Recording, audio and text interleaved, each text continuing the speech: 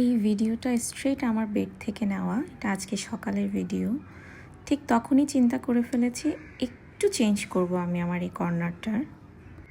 এটা হচ্ছে আগের অবস্থা। আমি তেমন কোনো বিগ চেঞ্জ আনছি না। এই কর্নারটা নিয়ে আমার ডিফারেন্ট একটু প্ল্যান আছে, বাট একটু সময় লাগবে।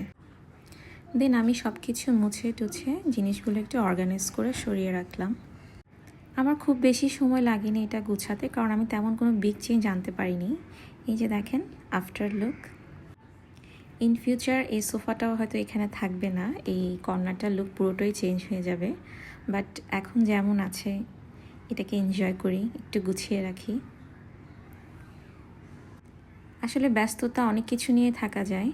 আমি একটু এভাবে ব্যস্ত থাকতে পছন্দ করি, যাতে মাইন্ডটা রিফ্রেশ থাকে, পজিটিভ থিঙ্কিং কাজ করে।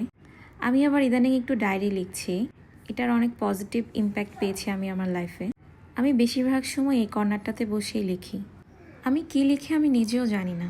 হয়তো যেটা আমি ভাষায় প্রকাশ করতে পারি না, ওটা আমি ডায়েরিতে লিখে রাখি। ডায়েরি তো আর মানুষকে বিচার করে না। Thank you for watching.